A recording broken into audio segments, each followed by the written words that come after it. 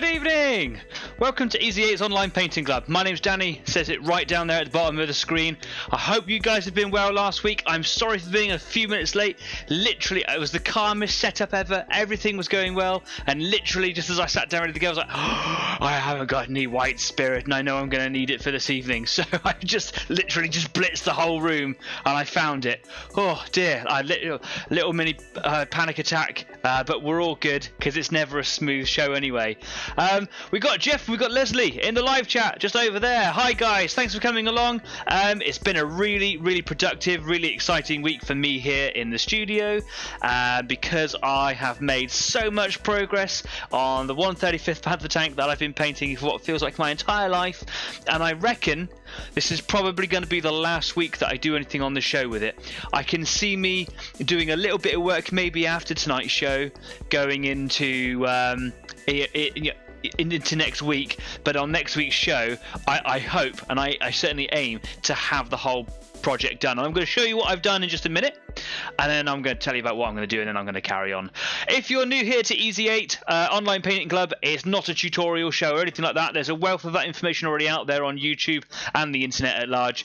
This is simply a social club where you can come, make some friends or bring some friends, come and keep me company and chat to each other there in the live chat and bring your projects along and kind of get them done. Actually, it's an interesting subject because this week, talking to lots of people on Facebook and actually kind of reaching out a little bit, I've met a bunch of new people online and I've introduced them over to the show. There's about 5 or 6 people that have all signed up. I don't think you're subscribed, don't get me wrong, coming along to see the show, and I've been talking to a few of them throughout the week. So for those guys, thank you very much for coming along.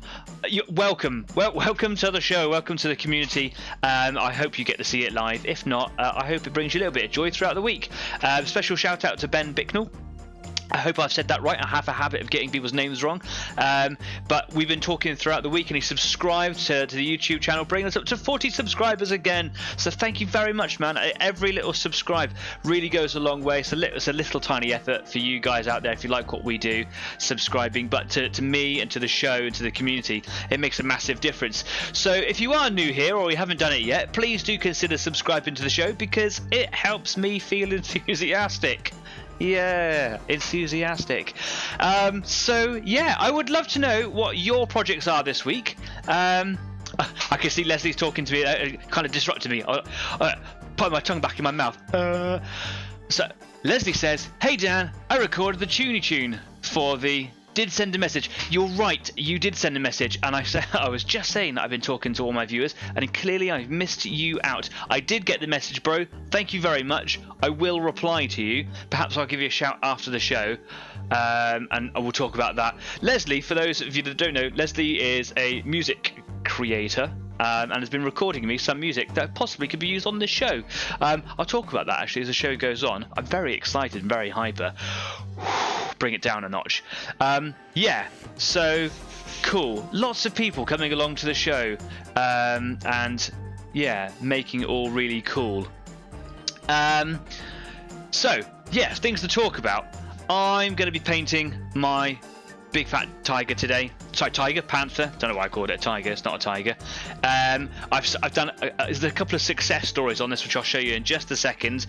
And today it's just going to be weathering, and I'm really excited about that because it's the last trip, right? It's the last little thing. So hopefully next week I'll be able to present it to you and go, here it is, and then move on to the next project. So yeah, I've got so much stuff to do.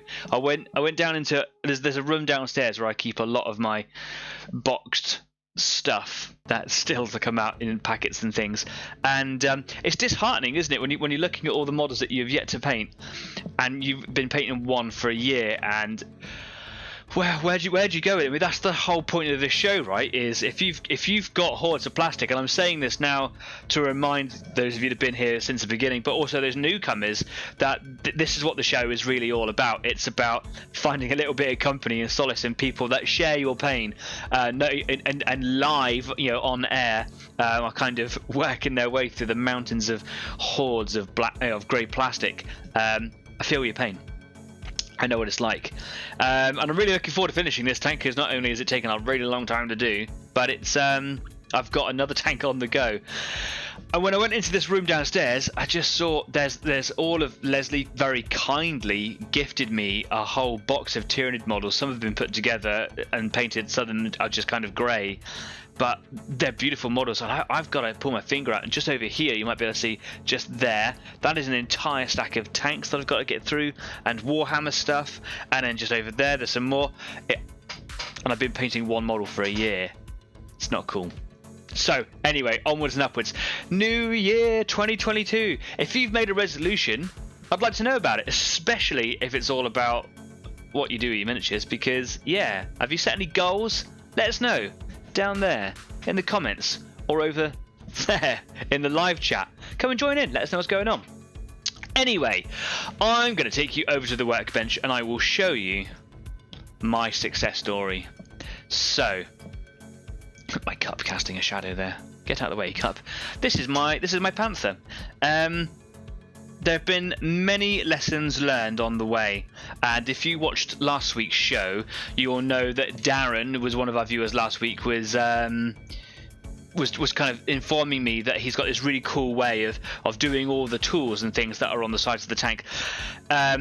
It was a really simple idea, and it's probably known by the community, like probably by everybody, and I didn't know about it. But he's like, no, paint them when they're on the model. And I'm like, but I chose not to paint them on the model. I thought it was going to be difficult trying to do all these little detailed, intricate devices all along it. You know, and then having to spray the whole tank, do the camera. They're all going to turn out the same colour, and I wanted to pick them all out. And to do that, I thought it would be easier to have them all separate. And he's like, no. It doesn't matter if they get sprayed the camouflage colour, do all of that anyway, because there are parts on these tool frames that like hold them in place. So they've got like little rings and things here, and then like on the front of the axe, if you can quite see, there's like a little clip on the front where it all kind of slots in and is clamped in place. They should be the colour of the hull. That's the difficult bit to do. And then when you're like gonna paint all the actual tools themselves, you can slot tiny bits of cut paper or even tape in behind them all, and then you can take an airbrush or even just a brush and then paint all the tools. So I was like, do you know, that actually it sounds like the most simplest thing ever, but lessons you learn, right? I deliberately wanted to make it a little bit more difficult so that I would kind of force myself into learning the hard way, because sometimes learning the hard way is learning the best way, right? However, it has taken me a very, very long time. We also got on talking about how to paint camouflage. I just made this up as I went along. There's a lot about the camouflage that I'm not happy with, but there's a lot about it that I am happy with. I'm happy with the sort of general way that it looks. I'm more happier with this side, especially when you compare it with the turret on there as well. I'll just hold him on top so you can see. I think that looks kind of badass. But on the other side, just the patterns, I kind of did it freehand. I thought doing this kind of red thing on the top where it kind of goes off into a Y was kind of cool and unique. It's a bit rubbish really. And then down here, the bit that I'm at least happy with is the way that this kind of green surrounds the red bit there. It just doesn't look very good. The green wasn't very good. I did a lot of color modulation with it. I wasn't very happy with that all the way through. Before I painted the camouflage on, the tank looked amazing with all the color modulation. But then as I started kind of layering at different colors, the skill level required to do all that just kind of ran away from me, and I'm like, I wish I just painted it block color, be done with it. So I don't know how I'm gonna feel about doing color modulation going forwards. It does look very cool if you get it right. I'm just rubbish. I did these 3 wheels down here. There's one behind that is red, and I did this bazooka plate here, or side skirt. Did them all in my own concoction of primer red to make it look like they've been replaced. But they're kind of lost now to the whole colour scheme of it. There's no real damage to it. I could have made some actual damage on there. I can see Leslie says, like, badass indeed, look at your work, outstanding kind of stuff. Don't get me wrong, thank you very much. I am very proud of what it looks like, and it does look cool. I just think that knowing... If I was to start again, I could probably have it done in a fortnight and make it look twice as good. Do you know what I mean? Like, the lessons that I've learned are really, really valuable. However, it's time to move forwards. I've got one last thing to paint before I go into weathering, and that's this little coil here. I don't know how to deal with this. Even if I'd painted it before I coiled it up, it would have been very difficult to paint, and because it's actually copper white, it probably would have just come off anyway. So I don't know how I'm going to tackle that. That's interesting. I'm thinking about just hitting it with some weathering and maybe having that coppery look, the metallic of it, kind of show through. I Don't really know. I did have to wind it on after I glued the clamp on, which was difficult. I had to do it with tweezers, and as fiddly as it was actually really quite fun.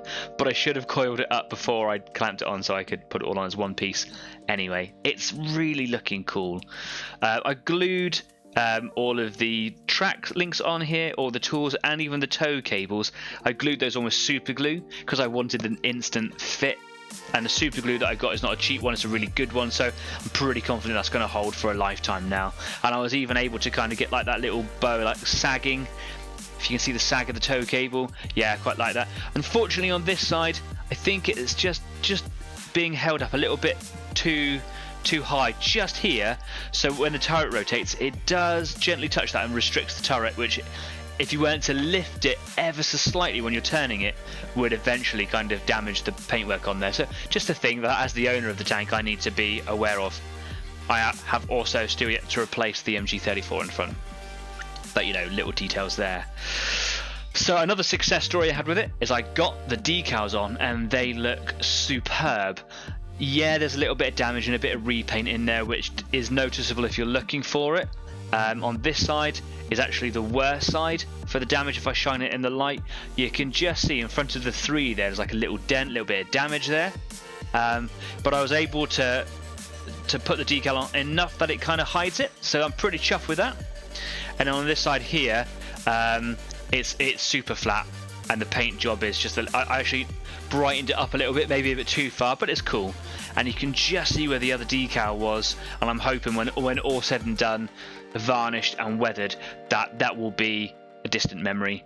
And then on the back, pretty chuffed with how the 302 came out there. So the 2 is actually a separate transfer, moved it along a little bit because it would have been probably to make it easier to paint by hand on this on the door, on the hatch here. And if even very difficult to see on the camera, but I'll take a photo again later, is it actually runs into the crease of the hatch, which is spot on. That was all done using these 2 chemicals here. The last time I did the decals, I did show these off, but Microsol and Microset, there, if you're in, you know, if you want your decals, if you want to step it up to the next level, these are definitely some chemicals to get. Microscale Industries, they cost like £1 or 2 each, and they last for ages. They do other chemicals for the same sort of thing in the range, but these are 2 that were recommended to me. I get on with them really well.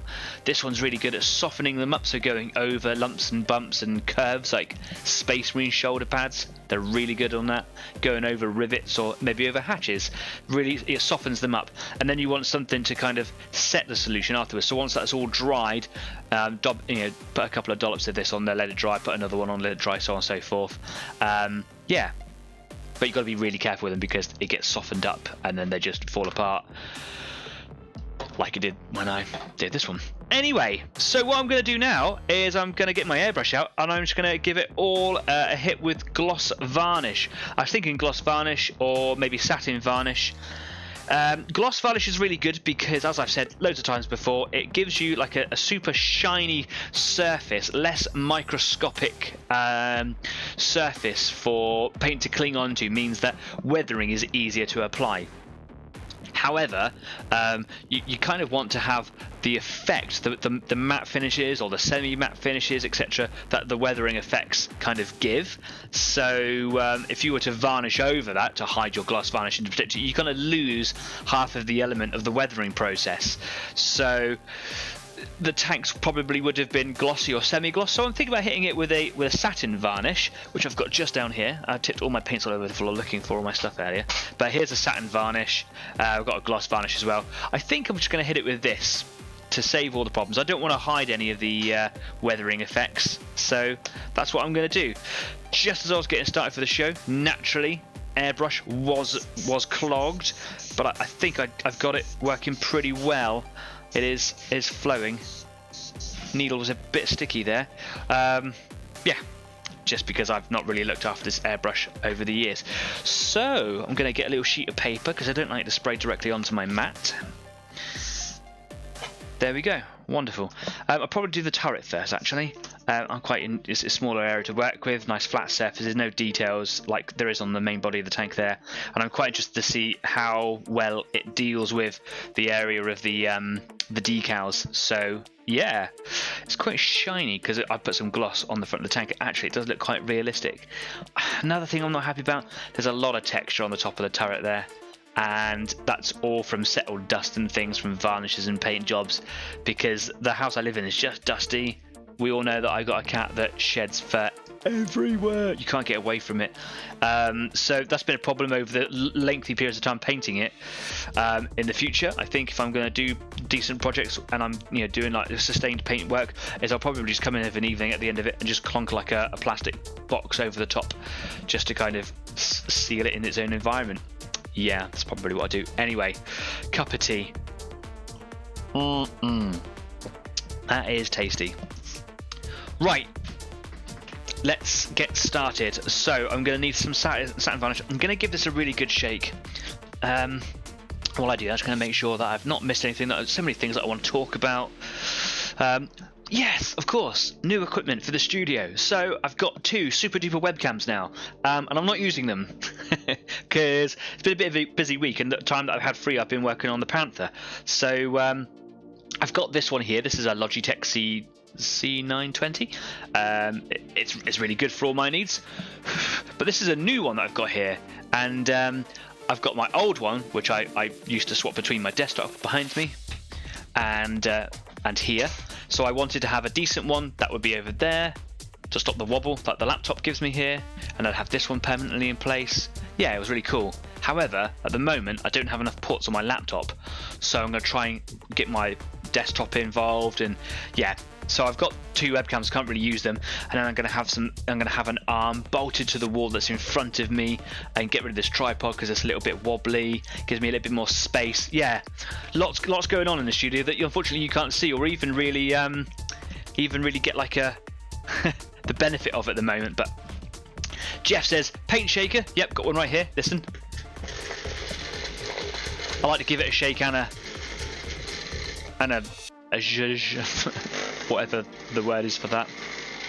I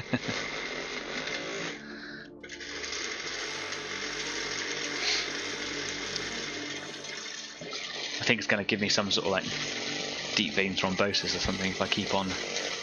Oh, it's going right up to my elbow. There we are. Right, I think that's good enough. And I'm going to apply this liberally, but I'm going to take my time in applying. I don't want to drench or saturate the area, which is because I don't want to. I know it's not a colour, it's not necessarily going to hide details, but you will notice it will come on lumps, and it will take longer to dry, obviously, so it will be cloudy, and then I can't do any work over it until it's dried. So here we go. Also, by the way, I managed to reset the settings for the webcam from last week. I apologise for it being a bit rubbish. The only problem is this week, probably because I've been playing around with a new webcam, for some reason I can't zoom in. So I've got it set to autofocus. I hope that doesn't impede your viewing pleasure. Leslie says, nicely done to the new cams, dude. Would be cool to see how they turn out. Yeah, it's basically going to be for the one in the top corner here where you see me. Hello. That main camera on me is going to be better, and it's going to reduce the amount of vibration through the laptop. Like I said, I do want to try and slave my desktop as well. It is being a bit chippy. I think it's time to probably buy a new airbrush, because whilst learning how to use this one, I've probably not looked after it very well. Which is a shame, because last week it was working really well. Anyway, let's just see if I can give it the best I can.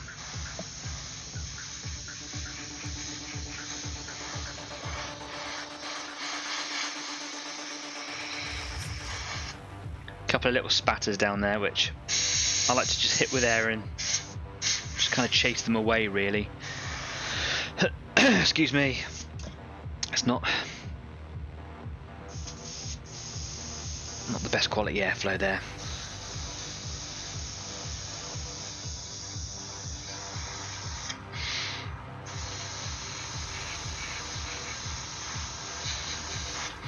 What I'm really hoping for is like to kind of level out the area around the decal so that you can't really see, because it's obviously like a surface on top of a surface. You can see where the outline of it is. I'm hoping it'll hide that. In past projects that I've done, I have certainly achieved that. But this tank has not been about successes.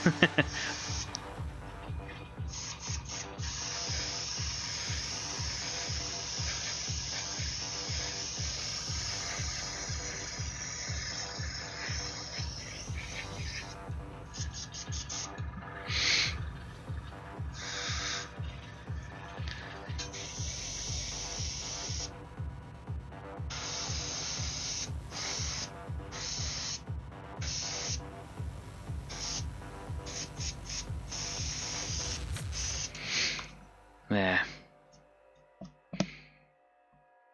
It's actually quite a nice finish. I very rarely use satin varnish.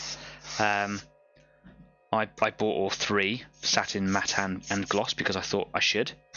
And I like all my Wargames pieces to be matte. Gloss certainly has its place. It's a very technical thing for me, like obviously in the application of decals. And in satin, yeah, I don't really use it. So it's nice to find a legitimate use for it.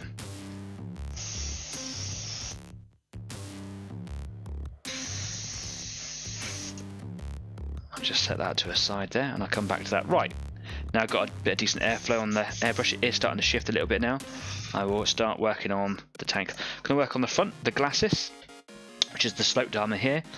You can see that it's got, I should hold it into the light right, you can see it's got all sorts of pattern work on there from the gloss, where it's kind of gone on a bit patchy. So I'm just going to try and remove that. Gone through that pretty quickly. I'm just going to try and keep the flow of varnish going through. That came out quite quick. Oops. Going to try and keep the flow moving so that it doesn't have a chance to set or dry inside the airbrush. A constant rate of flow is definitely something that improves the quality of my airbrushing, I've noticed. It could just be that I need to replace the needle. The needles, they are a consumable, a slow consumable. You won't go through them quick, but you know it's actually the nozzle inside here can actually get worn down from the needle kind of moving backwards and forwards is abrasive on the inside, and it will wear it out. There's obviously the little O-rings inside here. They get worn down, and mine are not in the best condition because I don't know, when I first started taking my airbrush apart I wasn't gentle putting it back together again. I know that for a fact. So I could just, you know, replace the needle and a lot of my problems might go away. But needles aren't cheap, and neither is a new airbrush, to be fair. Leslie says, if you do get yourself a new airbrush, do you have a make and model in mind? And Jeff says, yeah, new year, new airbrush. This is a Harder and Steenbeck, which is a German company. We know that Germany has a reputation for top quality engineering, which is what attracted me to the name in the first place. There were so many brands and so much information out there that I had to pick one and go, so I went with what I thought was good. There are a lot of very good reviews out there, and there are other brands that are just as good. I would like to stay with them because I have a little bit of loyalty to it now, but I know that Iwata and Badger make really good airbrushes as well. In fact, there are some features on some of the more cost-friendly versions of Iwata that you would expect to see on more expensive versions of this, which is basically like a little screw that sits about here on the Harder and Steenbeck one, but on the Iwata one I think it's under here, which is basically just gives you a flow resistance or a needle resistance on the Harder and Steenbeck one. So a little screw here that allows the needle to only move back a certain amount, so that you're not going to force out all of the paint in one go. It's going to limit how much you can put out there. Very handy for, like, you know, trying to be gentle, and I'm not. So yeah, that is definitely something that I would like to have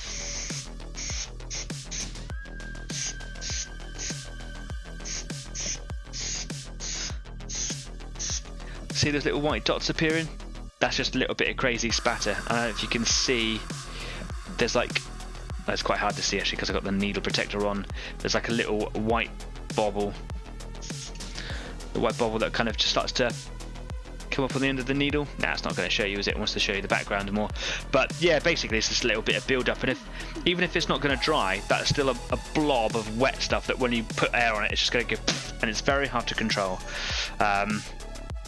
Yeah, you can start by spraying off to the edge and then coming in, but then I'm still getting spatter anyway. But it should self-level to a degree and dry. Okay, I'm going to come back to that in a minute. Back to the turret. Already got a really nice finish on the side of the turret here. That's much nicer. A little bit of damp spatter just over there. Still a little bit glossy, sheeny on this side. But generally, looking very good. Still got the muzzle to do because obviously I had to hold the end of the cannon there. But I'm going to hit this bit again one more time. Now actually, do you know what? I'm going to do it all even. Here we go.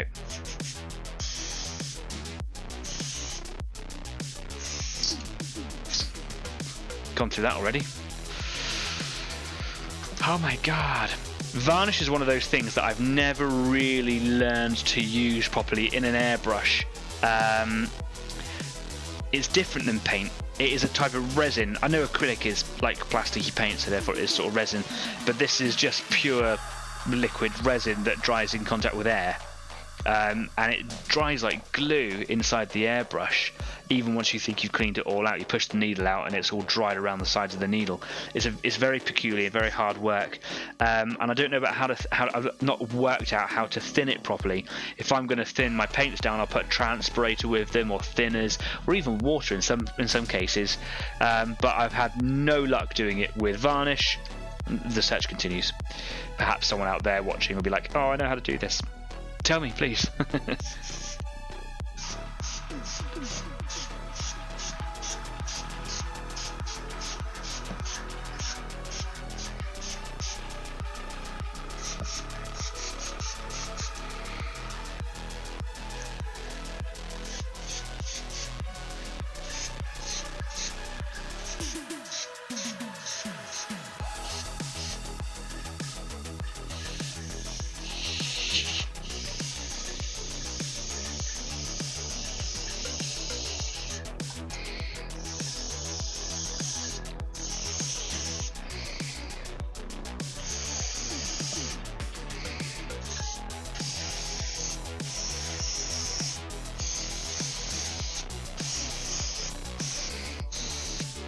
Just giving a little bit of focus there to all the tools and things, making sure that I'm giving sort of enough detailed attention, getting in and around them all.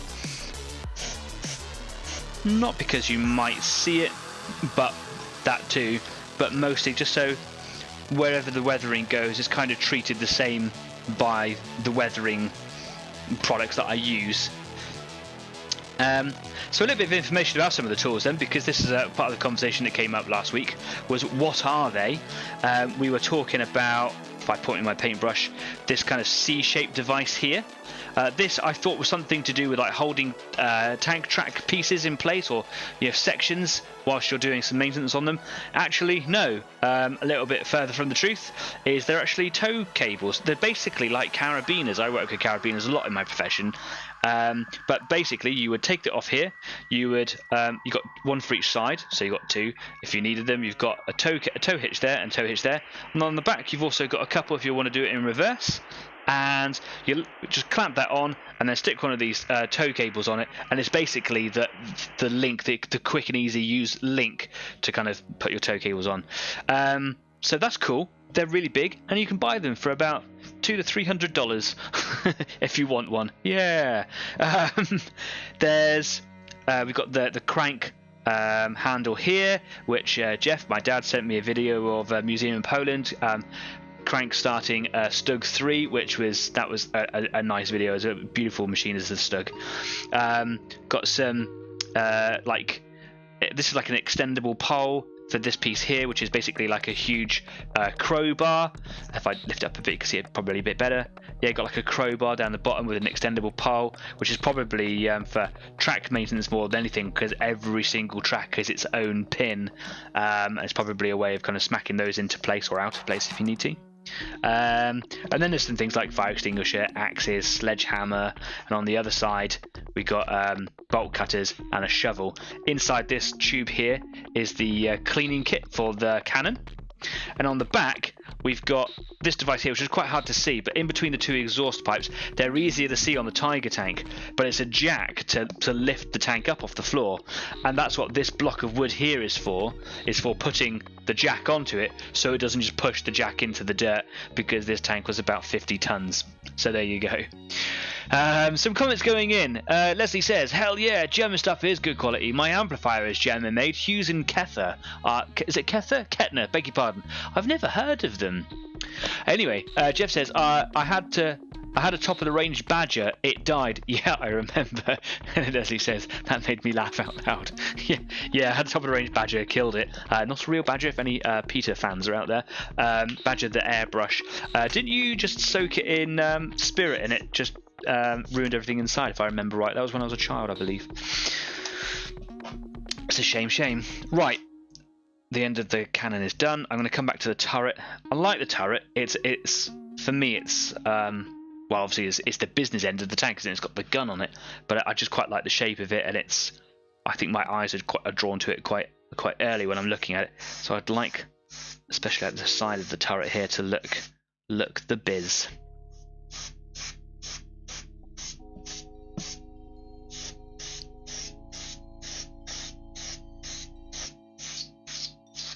And I'm out of varnish, and I'm happy with that to start me off. So let's close up my varnish, and I'm just going to stick some neat cleaner through a minute, just to make sure that the airbrush is going to sit. I'll put a little bit in there. I'll just flush it through just a little bit, and I'll leave it sitting in there for a minute. I'll just take the end with a little cotton bud there, clean the end of that needle off, and then they can just sit there for a minute because I don't want it to bung up again. Wonderful. Right, so the products that I've got, I've got several that I plan to use. Whether I do use them all or not, I don't know. I go a bit crazy when I go shopping sometimes, and I can't help myself. So things that I'm definitely going to use, and I use this almost in everything now. It's wonderful stuff. Streaking grime. This is taking the hobby scene by storm. This is what I did, that little practice on that Space Marine, which actually I've got just over here, for the grim dark paint scheme. I learned a lot doing this one model. I had a lot of fun doing it, and I do plan to have another go. Cat hair, because, you know, why not? But there are some people out there that are using this product to great effect. It's fantastic stuff. But that I'm going to use that quite heavily, I think. I don't want it to look dirty. I want it to look a bit grubby, you know. So that should bring a lot of character out on it. I've also got rust streaks. I'll use this around a lot of like metal components, around maybe a lot of the tools and you know, intricate areas, maybe around the engine a little bit, just to kind of give a bit of variation over the streaking grime. They work really well together. They are very different colours. You can see the difference in the bottoms of the pots there. And I've also got some light rust. This is really good. This is one of those ones that I was playing with the when I was doing tank tracks ages and ages ago, when I put the wheels on it finally. This is a really light colour. Again, a bit of variation. Could just do little spotting areas, a little bit of character with that one there. And the other two that I've got, fuel stains, just because I thought I'd buy it when I bought all these. I was on a bit of a shopping frenzy. I don't really know if I'm gonna get much use out of this, whether it'll look good, but maybe it'll look quite good if I just spat it around the engine bays and things, grills, grids and things like that. And then there's track wash. I bought this one because I thought it was the stain to use on your tracks. Get the sort of base colour on that you wanted to, apply this liberally as a sludge wash, but it's not.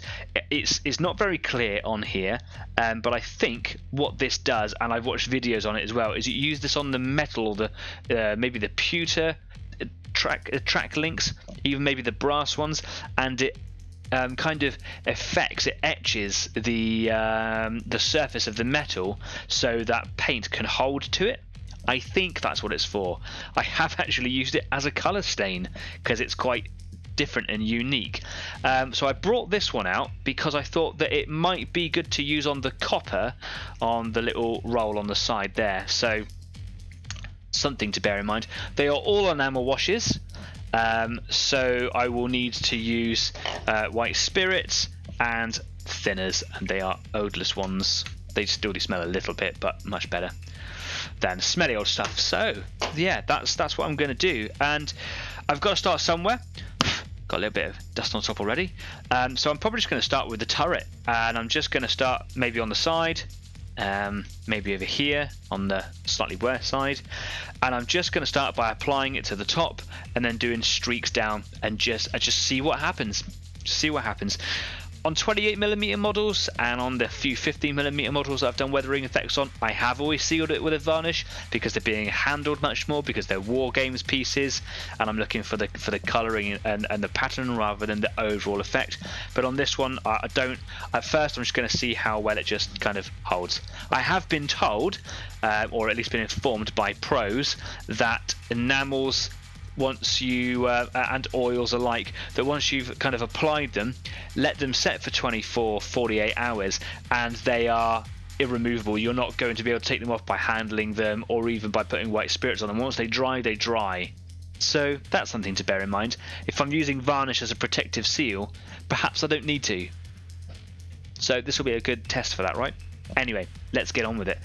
What time are we at? We are at 20 to 8. I'll have more tea because I'm not drinking enough. Yum yum. Okay, so I've got here my trusty old Raphael Kalinsky brush. Talking to one of our new followers just the other day about brushes. This is the brush that I was telling you about. If you're watching this live or even on playback, this is my number 2 Raphael Kalinsky. It's a sable hair brush. It's got a nice big belly, so it holds, you know, a good volume of paint, which means that you're having to go back to the pot less. And it gives you a steady flow. The quality of the bristles means that you get a really professional transfer of product onto your model. Just look after it, man. Yeah. So where am I gonna start? I'm gonna start with streaking grime. Now these have a particulate in them that does require thorough agitating. They would probably benefit even from a stir, so if you've got like a skewer stick, give it a stir. I'm doing a show and I don't want this show to be so much of Easy 8 paint stirring club. It'd be painting club, so I'm not going to stir it, but I do have my mixing machine just over here, so I'm just going to give it a bit of a shake, make sure it's all being disturbed inside, and then give it a bit of a waz.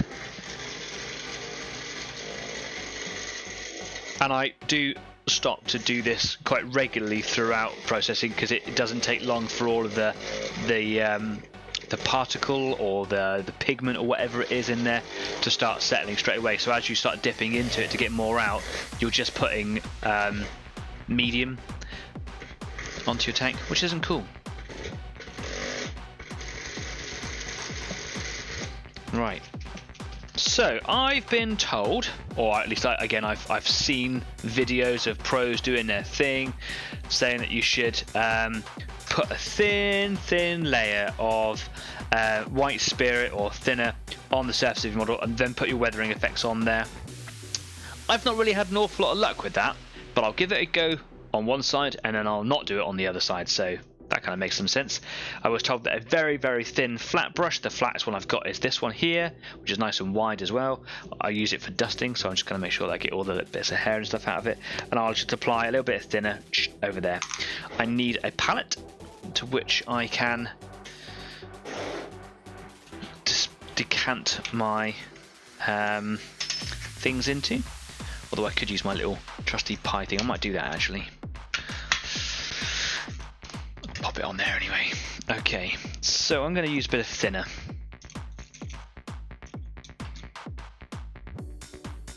I could do with a pipette. I use pipettes for transferring lots of my chemicals and things around. You can buy these in a whole bundle off of Amazon. that one I've obviously used for paint. Let's get a clean one. Here we go. Here's a clean one.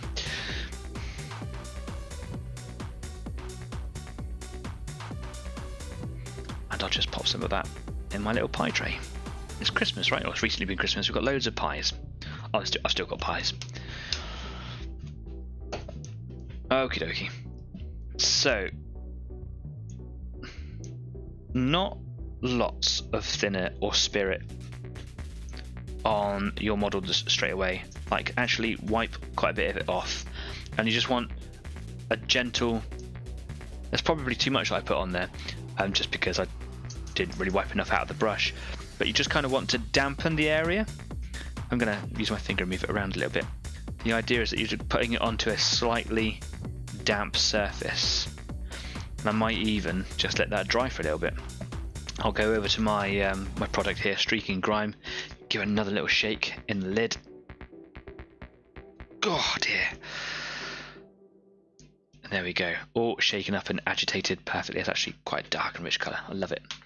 And I'm going to take straight from the pot here. Do it under the lights where I can actually see.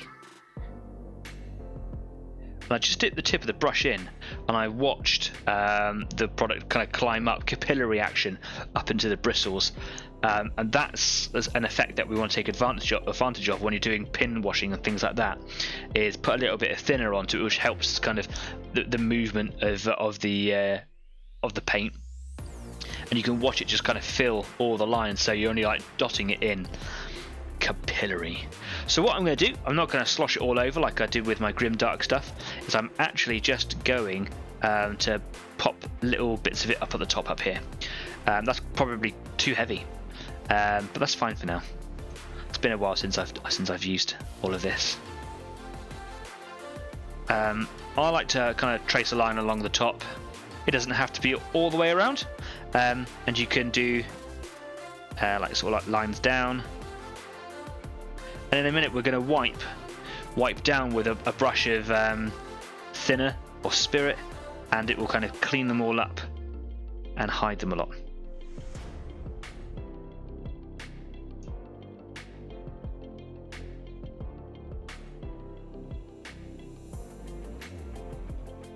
And do different sort of sizes, different lengths.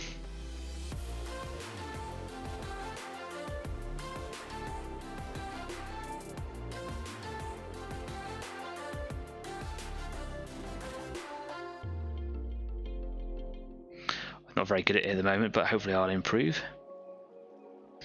And you can also like look to see where certain things are on the top. So if you think that something would allow a lot more water runoff, it would collect grease or grime or dirt or whatever, then maybe it would collect around a certain area. So, you know, maybe I'll put a bit more sort of here, I don't know. Now, it all looks a little bit rubbish at the moment, and it still might look rubbish in a minute because it's me. But I'm hoping that when I get the brush and run it all down, that it will make it look a little bit better. In my experience, quite a bit better. But the best thing about this is that for this evening, all I've got to do is wipe over it with spirit, and I'll just remove it all and it will just go away. It's fantastic. So, I believe I've still got a bit of thinner in this brush. I do.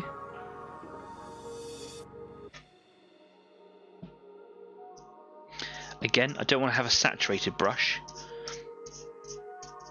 I'm actually going to bring a tissue over because that will allow me to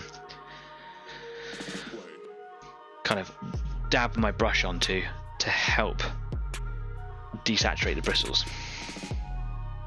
If your brush is too bushly, you're going to absorb loads of thinner and you're going to be getting rid of it, so you're just going to be wasting it.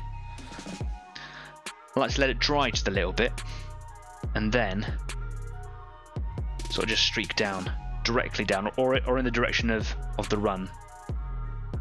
And different brushes will have different effects. And you don't just have to settle with one layer of this, you can do lots of layers, which I probably will do. Maybe I want to put a bit more attention specifically onto this little bit here, just there. It's built up a little bit, I don't really want it there like that. There's a much more subtle effect now because I was pretty rubbish about putting it on in the first place. Some of them are a little bit wide and bulky, so I'm just going to pay them a bit more attention and just streak that down. What's happening is my bristles are kind of just dragging that material and stretching it out, and that just already, just that one little touch there, much better. Still don't like this little bit over here. This brush is actually really difficult to control this, so I'm going to stop using this one now, and I'm going to see if I can find a better one. This one's really good for putting it on in the first place, but let's have a little look. What have I got over here? Looking. I'm going to try maybe this one. This might be better. Is it really soft? It's quite soft. I've got some other ones over here. Maybe a bit too bushly. That's a really soft brush, but it's a little bit all over the place. It's a really cheap one. No, things to try, right? Let's give them a go. I'm going to try this one next. First of all, though, I'm going to go back to my Raphael brush, and I'm going to put a bit more on again. So, oh, itchy face.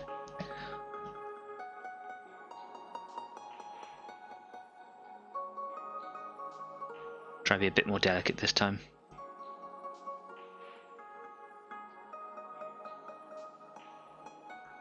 Be a bit more artistic with it.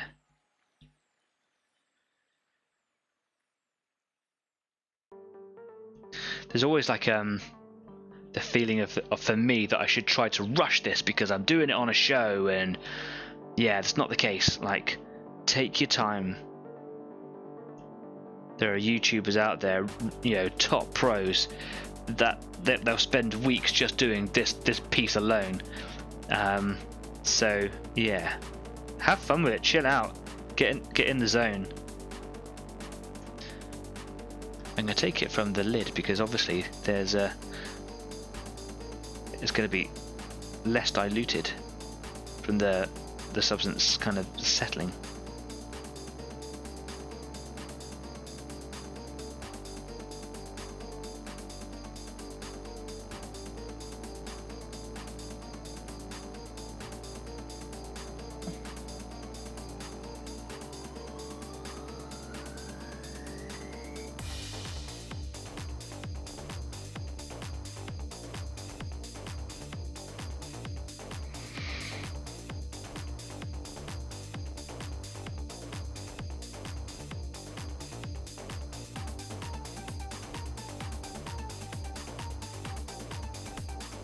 I seem to have a bit of a uniform going on here. I don't really want that, so maybe I'll just take this one a bit longer and yeah, just see.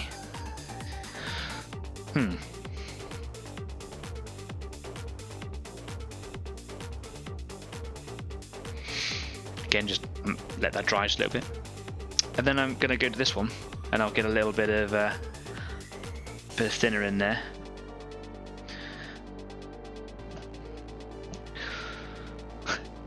Leslie says, that's looking killer, dude. Yeah, cheers, man. But, you know, once you learn how to use these products, it's more the product doing the thing and not really me. Jeff says, the only clean tanks you see are in museums. World War II photos show them covered in filth and oil, but then I suppose it's camo. Yeah, absolutely.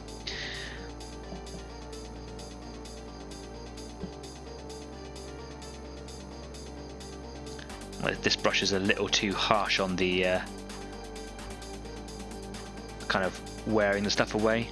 It's just kind of rubbing it off entirely. That's not cool, man.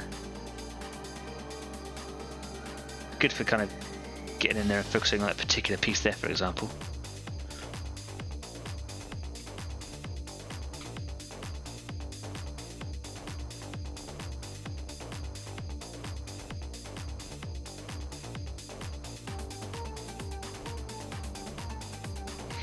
Different brushes for different approaches.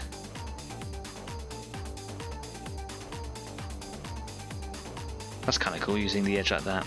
Yeah, I like that. That's nice.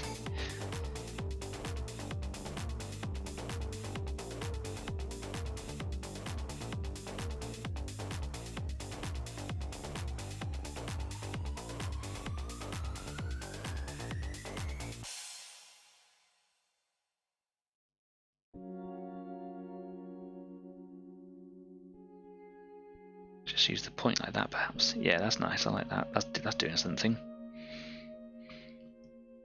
Okay, cool. I'm gonna let that kind of dry.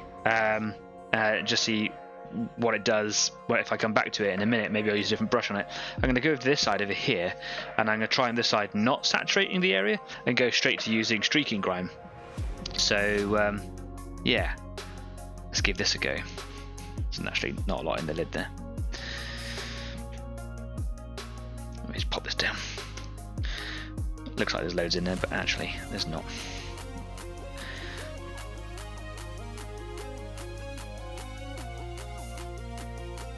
Okay, there we go. So again, just the panel.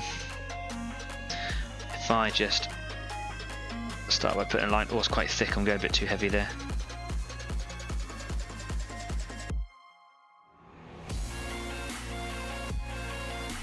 You don't have to do a line all the way across the top, you can do it however you want to. I just thought that for me is like a good starting base that will help add substance to the rest of the kind of the streaks that kind of go down. If I like wipe out a streak too much, that will kind of add a little bit more to it.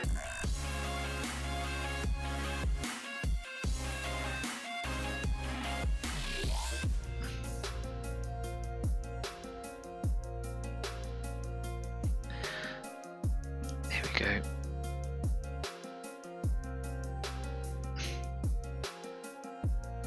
I think I have a bit too much stuff in my brush. Just push some of that out there. I did.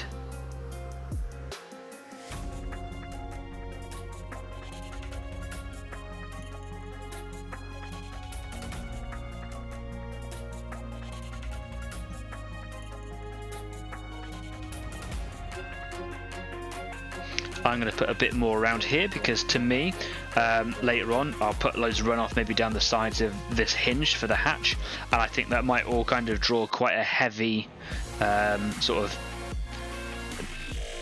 effect of grime down here. So if I just kind of did this,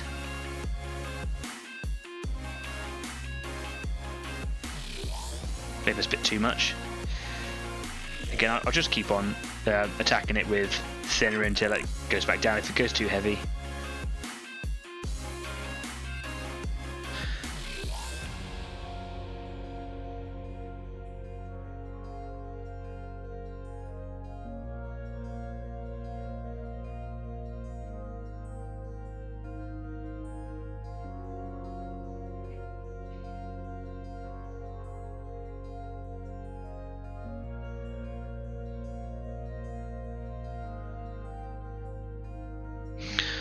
Okay, again, I'm just going to let that dry. That was a little bit different to work with. It's certainly drying quicker because obviously there's no sort of thinner underneath it.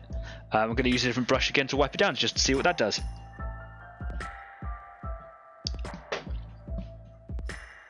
Cool.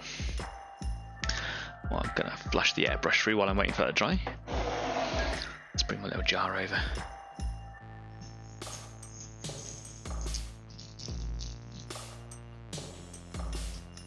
Yeah, I'm going to stick that in the sonic bath later on, I think. Again. Okay, this brush now, the cheap one, that's not as splayed as the white one, but it's very, very soft.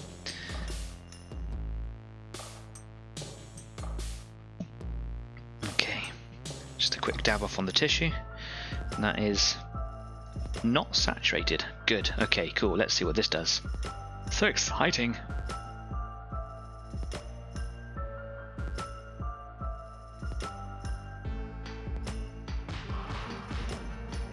It's actually quite hard work. Maybe it's because it doesn't have the thinner on it already. Maybe it's because the brush wasn't actually that wet through. I think it was the first. I think it's the fact that there wasn't a lot of thinner on there initially. So that might tell me something. That's a learning curve, isn't it? But it is very, very soft.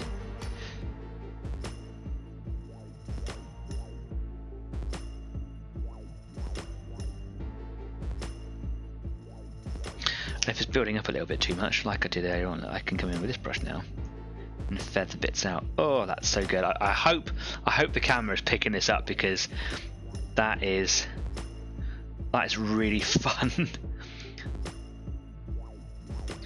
if you haven't had a go with this stuff, like, I really recommend it. It's not that expensive at all, and I can't see the average user really running out of this stuff unless you're painting regularly, like large armies all the time. It's really good fun. That's actually a really, really nice effect. I quite like that. That's good. Holy poo balls.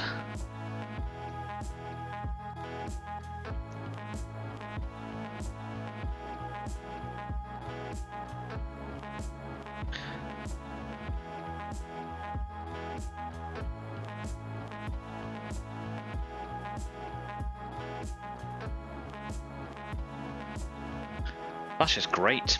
Yes. That is flipping brilliant. Oh, I love it when a plan comes together. Just adds so much depth. Here we go. Sorry I'm late, says Ben Bicknell. Welcome to the show, Ben. Thank you very much. I did mention you right at the beginning of the show. I don't know if you heard that, watched it back or whatever, but I put a little thank you out there and introduced you, welcomed you, and said thank you very much for subscribing. Everybody, this is Ben. Hi, Ben. Ben, what I'm doing right now is I'm working on my 135th Panther, as it feels like I have been for a million years. Today I'm doing weathering and I'm just working on some streaking grime.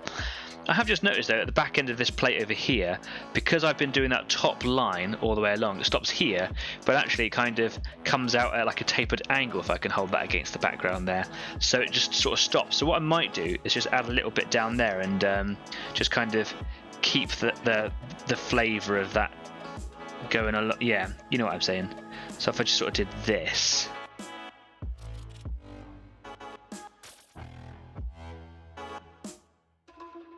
Perhaps just to add a little bit of colour to it in a second. I'll let that dry. That is perfect. And I might let that dry for a minute and come back and give another go. Let it sort of set in a little bit so that when I'm hitting it with more thinner, it's not going to all wash away. I'm definitely going to have another go at this side again, because I prefer the way that the other side went. I like not putting the thinner down first so far. This brush is really good for it as well. I've also had like mixed results with using thinner or white spirit, and I think it just comes down to the day and how I'm feeling and what I'm actually doing. But this is using thinner today and not white spirit because I've hardly got any white spirit left, so yeah.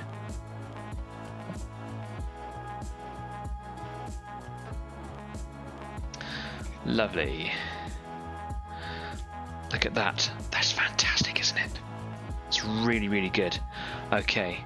Well, it's 8 o'clock. Sorry, Ben's just got here, but we often have a little break just for 10 minutes halfway through, just so you don't have to listen to my voice and the awful soundtrack I've got in the background. So, yeah, let's take ourselves a little break. Let's get away from here for a minute. Here we go. So, yes, 10 minutes. I'm just going to pop my lid back on there. I'm going to go and grab myself a beer because it's the weekend and I like to have a beer on the weekend. See you in 10 minutes. In the meantime, you know what you need to go and do. You should definitely go and change your paint water. See you in a minute.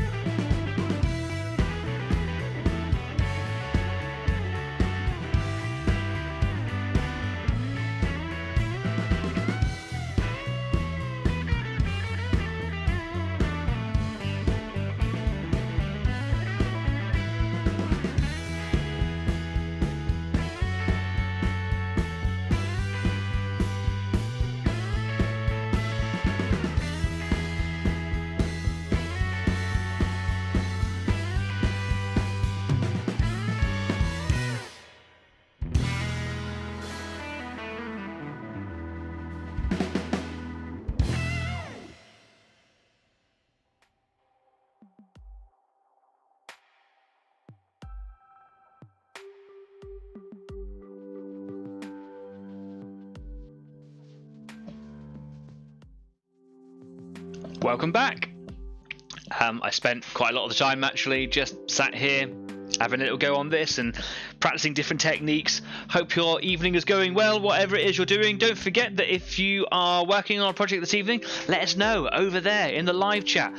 Really interested to know what it is that you're working on today. Let us know if you've got any problems or any successes and you just want to kind of talk about them and show them off a little bit. Maybe you want some tips. Let them know. Let me know. I want to know. So, yeah. This is a longer process than I always remember it being, but that's always the case. There's me thinking I'm going to have a good part of one colour done solidly across the whole thing. That's not the case. Obviously, I've been working on this for about, what, 3/4 of an hour? And I've got some sides of a turret done. But the effects that I'm getting are really good. And I'm definitely going to have to work at this over a couple of days. But that's fine. That's cool. Loving it, absolutely loving this process. It's brilliant. Let's get back over to the workbench and see a little bit more in action. I went and grabbed myself a beer, so happy weekend. Cheers. It's very cold in the house today. It's got that time of the winter where it's now just really quite uncomfortably cold. As soon as you turn the heating off in the house, oh, the chills, they set in. So anyway, here is the mantlet, the part of the gun, or basically the front housing, if you like, that kind of rotates, allows the cannon to travel up and down. I put some heavy weathering across the top and then some at the front, and it seemed to all kind of wash away when I was using this one here. So this is good once it's been agitated with thinner, and then you can kind of guide it with these very soft, streaky looking things here. Actually, the winner is this one so far. If I go in quite gently and just use the tip or the edge and just kind of add a little bit of shape to the streaks and things, this is very, very handy. I'm going to come back to this bit and do a bit more on there, as I am probably with all the sides. Look at that, it's looking really cool, isn't it? Just that one colour already. I'm going to do the back now.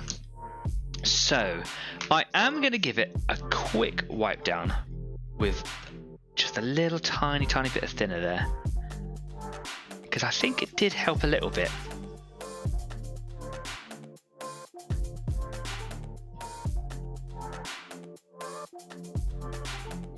Not too much. You can see that it's like any less damp, and it's not going to be on there at all. So, oh, I'm running out of paint to use. I put a little dollop of this just on the palette, and then that seems to keep on going for a while. I can see my auto focus going crazy on the screen, and I'm really sorry about that. That's why I don't like autofocus. I have been looking at actually getting a DLSR, very expensive digital camcorder, which I know that a lot of YouTube pros use. Obviously, I'm not going to go and flush a lot of money straight into it because I'm very, very amateur. But any kind of top hardware that I get like that is only going to improve the quality of what you see here. So if anyone knows anything about that, using DLSRs for YouTube content providers, obviously there's stuff out there that I can go and see from pros, but it'd be nice to kind of have a conversation with someone. So if you do know or know someone that knows, let us know. Because I'd love to know. You can spend thousands of pounds. I'm not going to spend thousands of pounds on it right now. Maybe at 1,000 subscribers, I'll spend £1,000 on a camera. But there are lots of affordable options for me, and I would like to consider taking a step, several £100 perhaps. That doesn't have to be brand new, it could be pre-loved.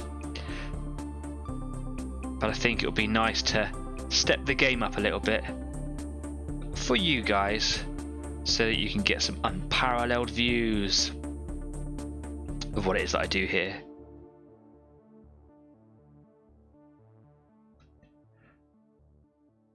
So I haven't put any effort into research on how this particular tank would be grimy and grubby or whatnot. If I was serious about it all, then I would. But I'm still learning, so much to learn that you know, that would kind of be wasted time. So I'm not going to do all of that sort of stuff yet.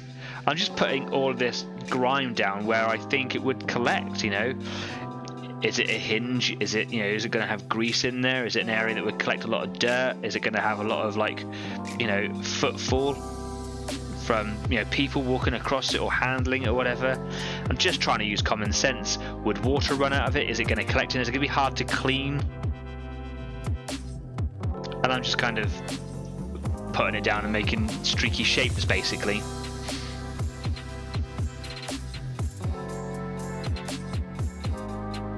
And I'm keeping a certain amount of artistic direction on it, and just making some longer, some shorter, some fatter, so on and so forth. Hopefully you can still see. Just check there. There we go.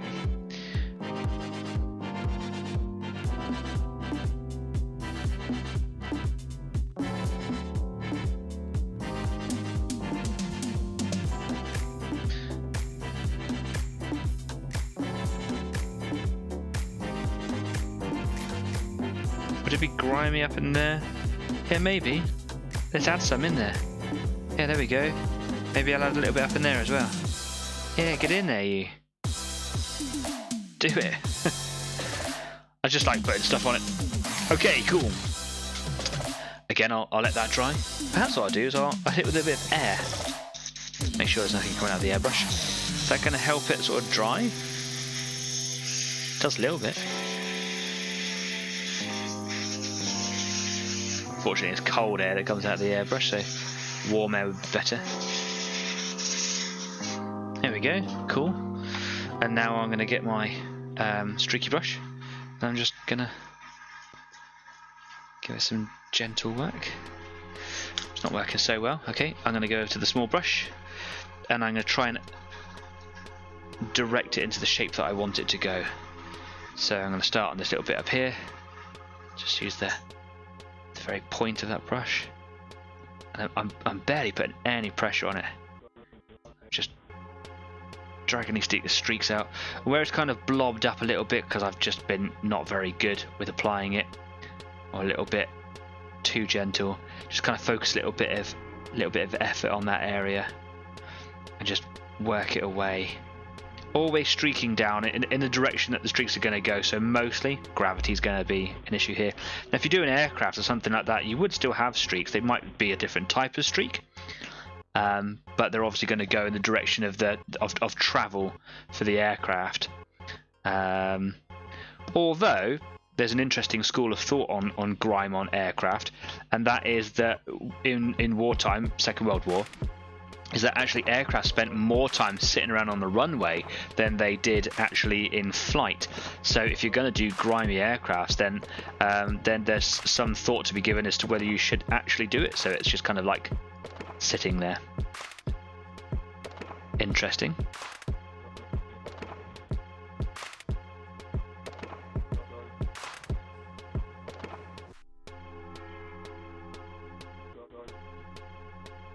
But I know very little about aircraft, so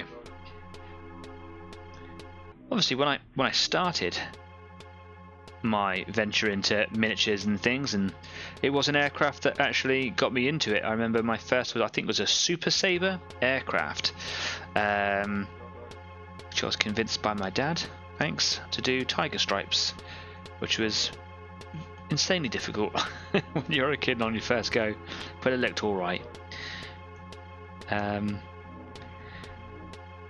But I haven't really done aircraft since those first years.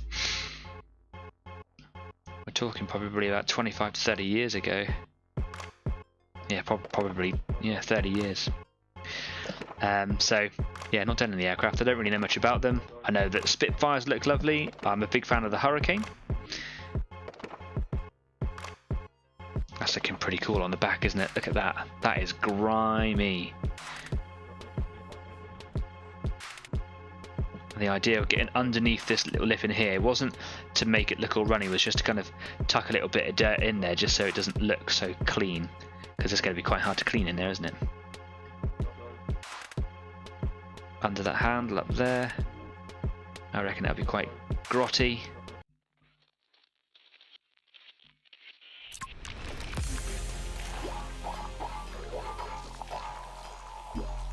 That is really, really cool. Loving it. I'll let that just dry a little bit, and then just to kind of just wear it away a little bit, maybe just a couple of quick strokes over with this. Leslie says, I just dropped a slice of toast top side down. Sulking face mode activated.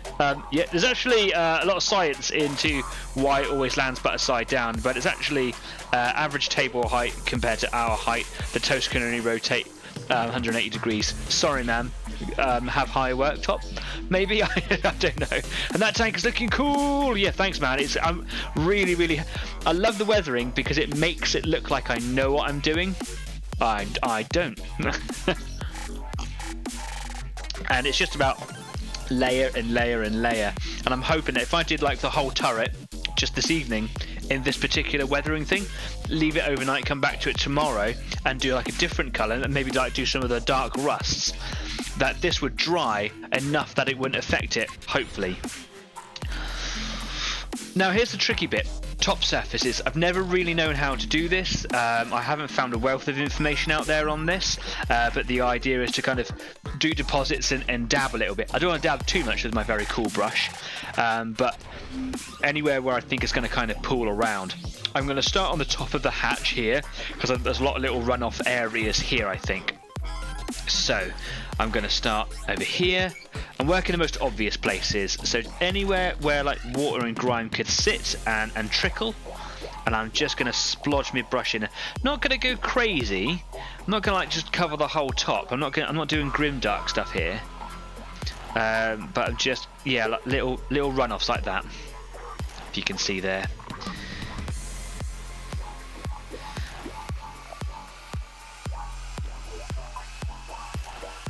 And maybe occasionally make one a little bit longer or a little bit messier, maybe miss one out, but rather than missing one out, I'd rather let the randomness of using the spirit brush, if you want to call it the spirit brush, that kind of has a more random effect than my guess, because it is naturally random.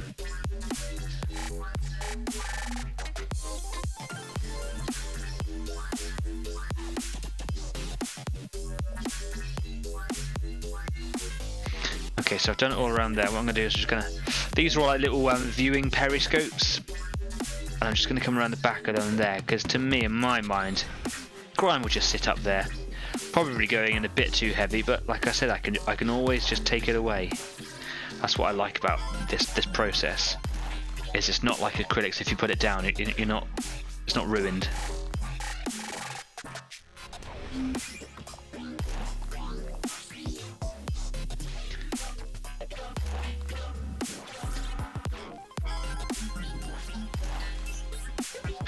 And maybe I'll just do like a couple of little runs here and there. There we go, cool. I might do a bit gathered around here. Maybe I'll do a bit more in some areas. And again, looking for like a random effect in its removal rather than its application. But I'm going to try and go like heavier in some areas, lighter in others. Places where it might gather up. I think this is air filtration system here, or an extractor fan or something.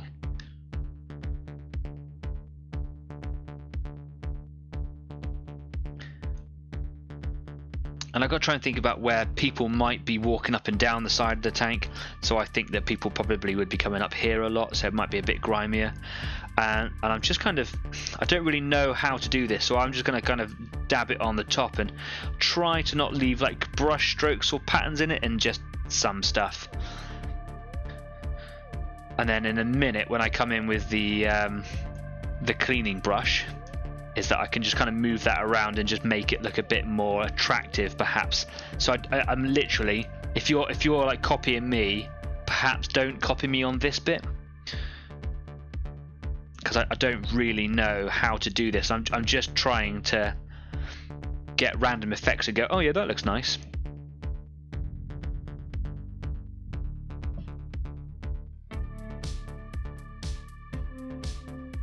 I have seen people like actually get the miniatures and make footprints on the top of things. That's kind of cool, right? Right, so what I'm going to do now So I'm going to get the soft brush and I'm going to just kind of move that around. Like I say, don't really know how. Now I know the soft brush, hopefully at this stage, isn't going to affect this bit over here, so I feel quite comfortable just kind of going in. If it does, that's fine. I mean, it might do. I can always apply more, right? That's the coolness about that.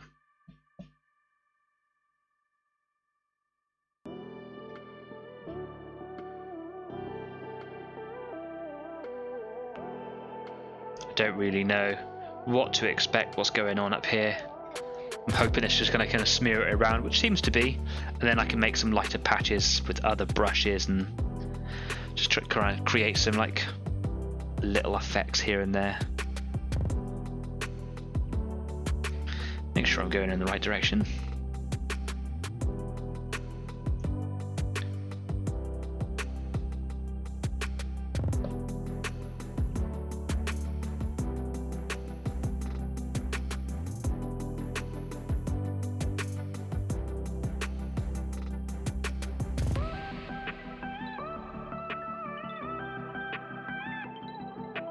I suppose I could have started on the top and worked my way down the sides, but you know, you saw, I wanted to have a little bit of a practice on the sides. It's like the most intuitive area to work on.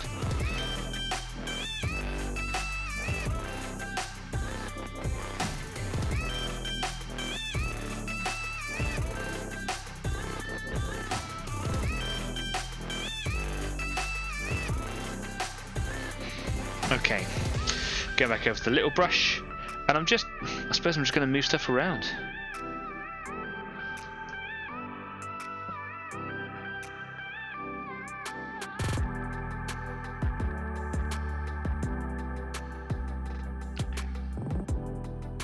And hopefully, if I like use the thinner and kind of pull it up a little bit and drag it around, it might actually start making natural little pools in certain areas. So if I go into like big open areas like that and just kind of work the colour around and kind of move it, you might get like some cleaner patches, and then it'll start gathering in like the recesses and things and looking a bit muckier. It's working out quite well, isn't it, I think? Jeff says, I've only just noticed that it's only got a commander's hatch, no gunner's top hatch. Yeah, you're right. Yeah, I suppose the commander was more important, right? There were obviously a little hatch on the back there for someone to get in and out of. But as far as I understand, there were 3 people in the in the turret. I can't quite remember now. I think it was 3 in the Panther. 5 in total. So you have the driver, co-driver, or radio operator, and then in the turret, the loader and the gunner sit side by side, and the commander sits a little bit off to the back. They were quite roomy because they were enormous. I say were enormous, are enormous. They still exist. Seen one.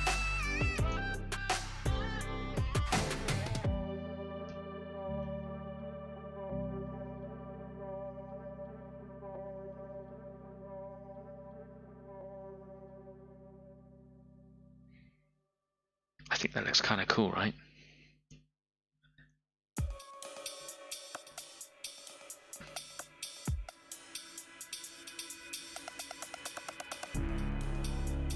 It's given like a nice sort of filter touch to it all. Kind of just a bit grimy in some places. Again, I can come back a bit later on, maybe put a bit more in if I want to. Yeah, it's looking pretty badass. Right, I really like the back. That's probably my favourite bit so far. Might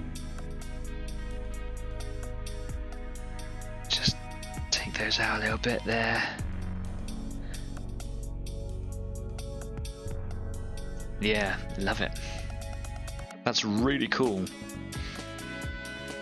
The tough bit for me really is the cannon. Is how do you do that? So I think, you know, with the confidence I'm getting in the moment, I'm just going to go in for it. I'm going to give the cannon a bit of a go, and I'm going to apply a line to the top, just straight down there, and then I'm just going to just streak it down the sides. I don't suppose there will be an awful lot on there, but you would get some gather, wouldn't you? Would you? You must do.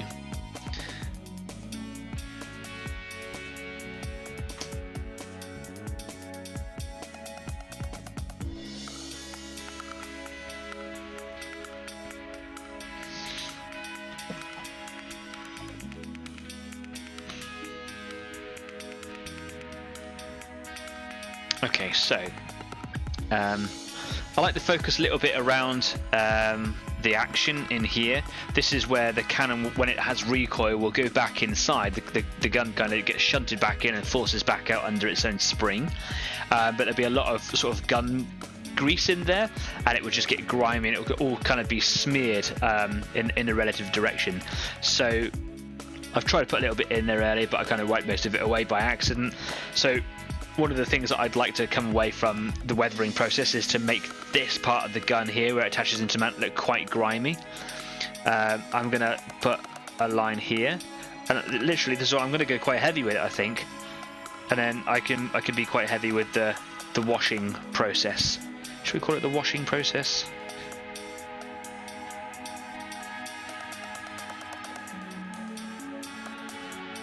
Maybe I can be a bit more random. Add a little bit more like to the side there or something, perhaps.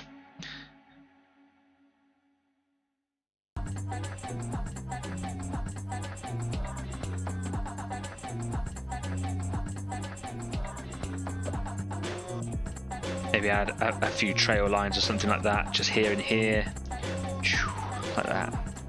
That's the noise that a trail line makes. There we go. Lovely. Again, I'll just wait for that to dry just a little bit. I like waiting for it to dry a little bit because it means there's a little bit more resistance when it meets the brush. So that if you were to put it on wet and then come straight in with a, you know, a soggy brush of spirit, you just wipe it away. So have it so it's not saturated. Let this dry a little bit, and then yeah, you kind of got a little bit of resistance to work with. It's so much fun. It's so satisfying. I'm definitely going to do the sides again. This side's better. This side was the first one. I might have another go at that in a minute. It'd be kind of cool to have it all done on the turret before the end of tonight's show. That would be ideal. So a little bit of spirit, or a little bit of cleaner, sorry. Odorless thinner. On the brush. There we go. I'm just going to give that a bit of a spray with the airbrush. Just some cold air, just to help speed up that drying process. One of the things I'd like to get for the studio, but is a much later thing, is a hairdryer. My partner has let me use hers in the past, but I don't like having it in the studio because it's just chances of getting it covered in paint. She's like, "Oh, it's fine, man. I just use it for my hair." That's not cool. If I'm gonna have my man cave, if I'm gonna have my tools, whatever, I'll have my dedicated stuff. It's been very nice of her to loan me that to kind of try it out. I used it when I was doing some of the Warhammer 40,000 figures, when I was doing my Skitarii. It was very handy in that time, and when I was doing the Grim Dark Space Marine. I'd like to have a small one. I don't need a big hairdryer for it. I just need it to be, you know, tiny. Trying to find a small one is actually quite difficult. Okay, here we go. Just gonna work my way along rather than focusing on one area. Get that area looking right, then move along. I'm just gonna up and down the barrel, or just in one direction. And I'm not really pushing very hard here. I'm kind of letting the brush do the job for me, really.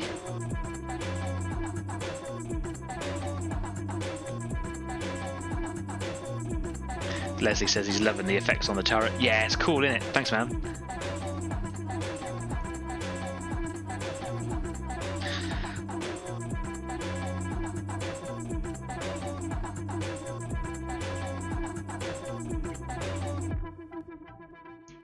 Just agitating it sideways a little bit because it's kind of drying and pooling, and I don't like the way that's looking now that it's starting to settle. So just agitating it sideways a little bit. There we go. I don't want it to be so... See, to me that's too dirty. So I'm just going to keep working on it for a second. There we go. Like that. Maybe I'll just dry the brush off. And then to the other side before it dries over here too. This is a little bit dry, so I'm actually being a little bit more aggressive with the press of the bristles. It's such a dynamic thing, this technique.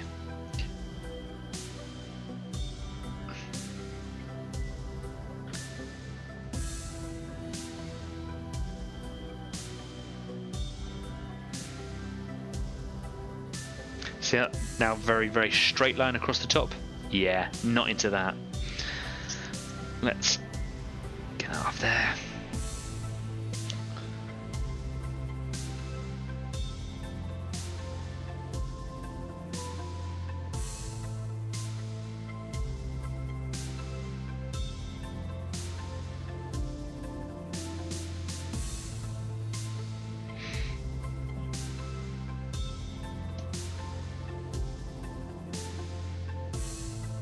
There we go. And now it just kind of looks a little bit grubby, and it's a little bit cleaner on the underside than it is on the top side.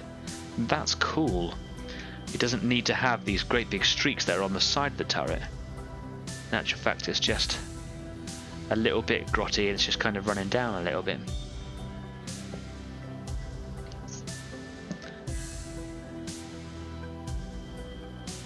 In some cases, because I'm picking up quite a lot of paint, and it's such a small surface area that I'm kind of depositing it back on, it's too much for the surface area, so I'm just kind of, as I'm picking it up, just wiping it off again onto my tissue.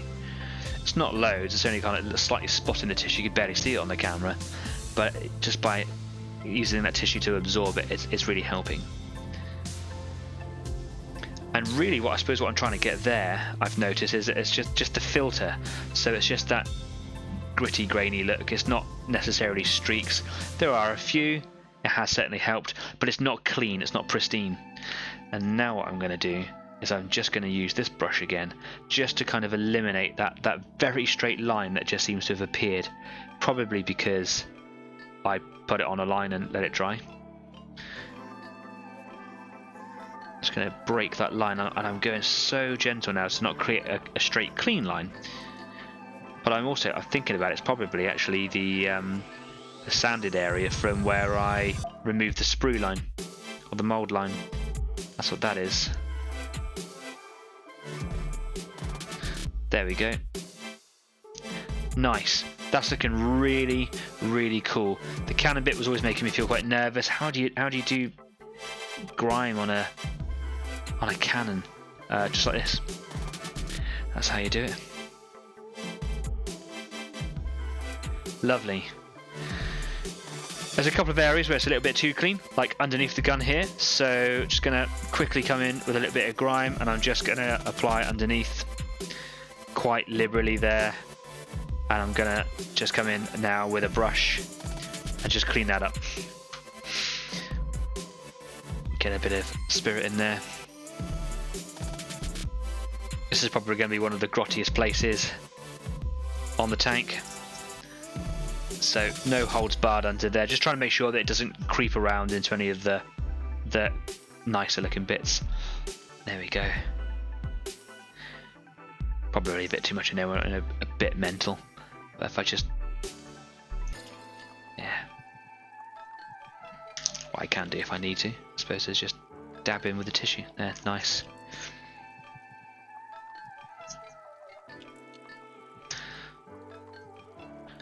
Bit too much on the front of the mantlet, but I'm going to clean all that up and make that look better anyway. I wasn't happy with the way that the mantlet looked.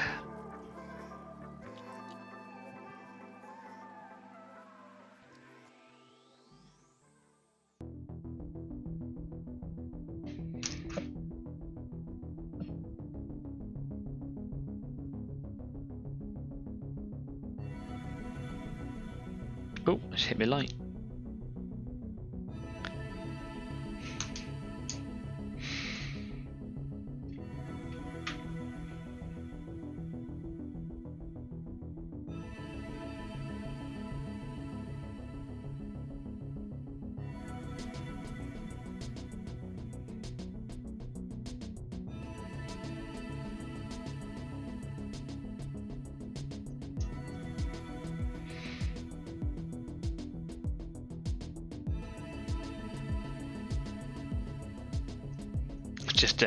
Just experiment. Just put a little bit of thinner on the brush and a little bit of the paint on there, and just dab it into some of the areas that are clean that I didn't really know how to approach it.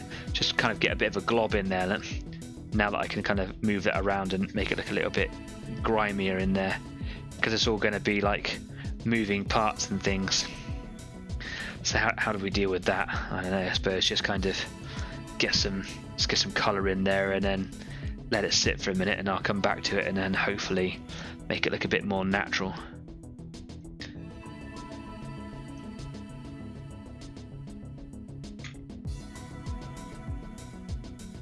There we go. Okay. An opportunity to have a sip of beer.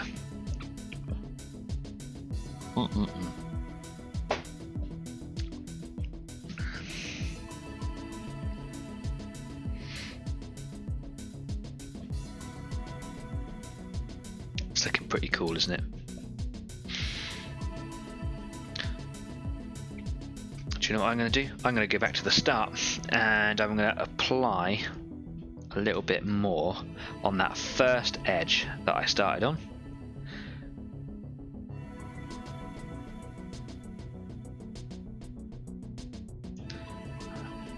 Using the point of the brush to good effect here, just trying to be a little bit more accurate. Make some thinner, much more narrower sort of trace lines. What are we going to call them? Streaks. Yes, streaking, Graham Danny. It's streaks.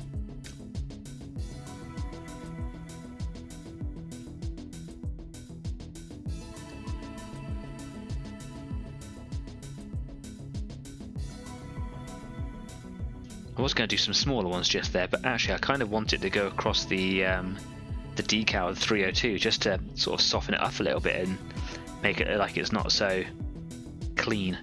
So yes, if I put a bit more of a glob at the top as well, that when I bring the brush along and feathering that area out, it should help add a bit more colour and filter this area, which is looking really good.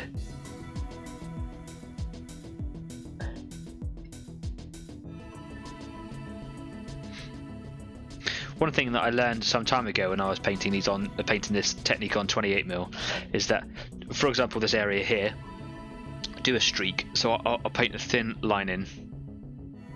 Now, if I make it quite a long one, so I'll sort of come down to here maybe. Try to keep it narrow all the way.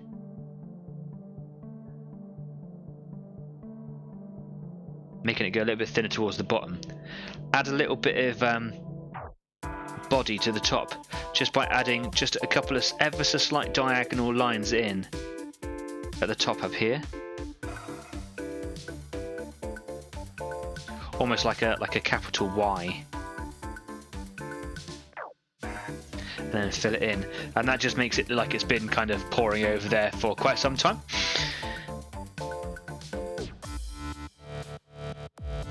And when I go over with the clean brush in a bit, it will soften it right down, so it won't look so intense anyway. Nothing to worry about.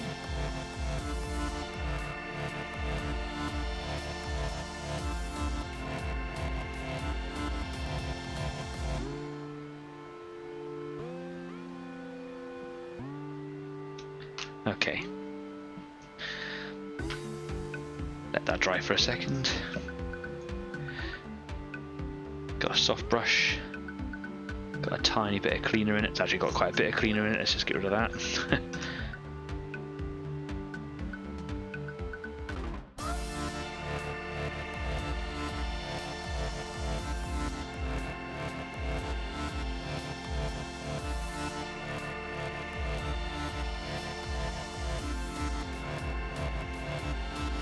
This brush is really good at just getting that initial stage, just kind of loosening up the paint, and then when it looks like it's about to go wrong, come in with this brush and save the whole thing.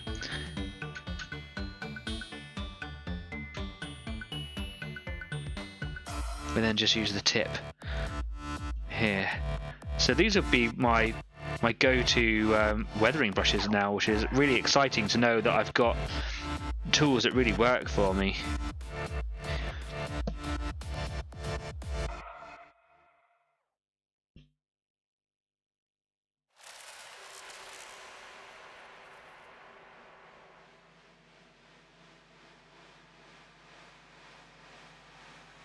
Now what you don't want is solid lines. You want them to be faded. You want to blend them out, soften them right up. If you've got a solid line, it's going to stand out. There needs to be a real reason for that solid line.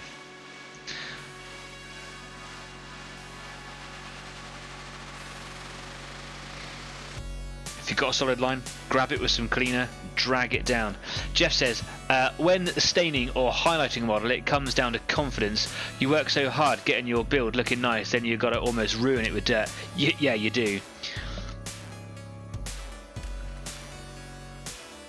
You've got to know when to stop, but you've got to know when to carry on.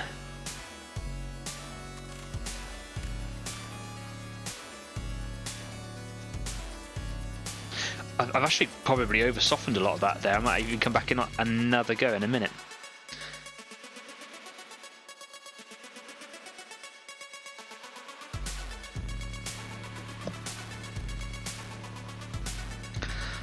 There's a lot of solid stuff up here, which is why I'm putting a lot of focus and effort into that. That was where I said I wanted a little bit more excuse me, for that particular the decal area, and it's kind of dried a little too solidly, so I'm just breaking it up and dragging it down, and it's working. I was hoping that with the softer brush it would kind of move it, but it didn't. But that's okay, because it's doing its thing up there. There we go. I'll certainly bring some more over there in a minute, but that's looking really cool now. I'd like these to be just a little bit softer. That's nice.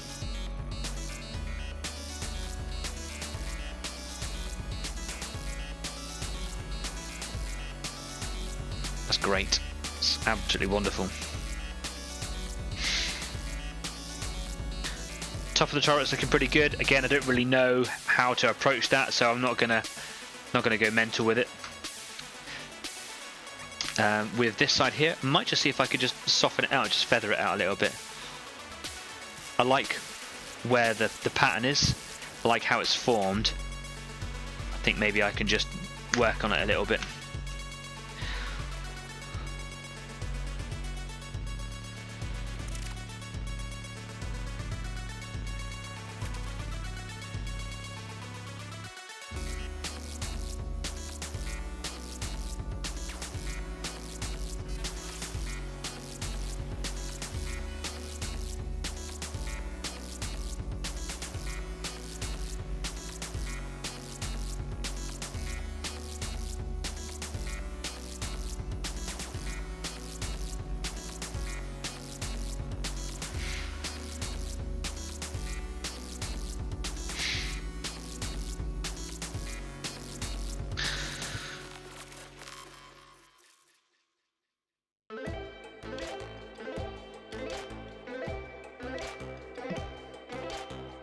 Looking really cool.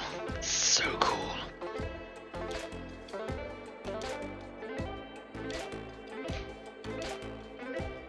Come back to this side over here. Yeah, it's looking better. It's looking better. This little bit here I think could do with a little bit of work, so I might put a bit more on there. But otherwise, that's looking really good. What do you guys think? Leslie says that is looking stunning.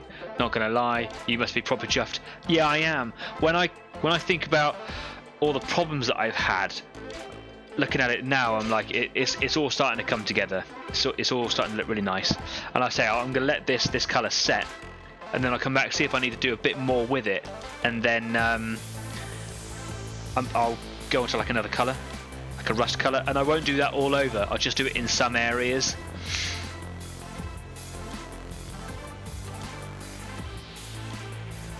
The mantler needs a bit of work.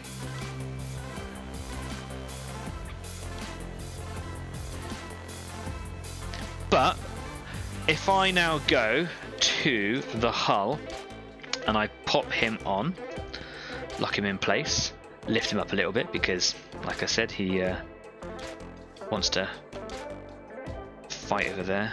There we go. And now, if I hold him up, you can see like how clean the actual hull is. Move the light away a little bit so it's not so bright. You can see how clean the hull is in comparison to the turret. It looks completely different. Just trying to enlarge my screen so I can actually see it myself. There we go. Yeah, it's totally different just from that one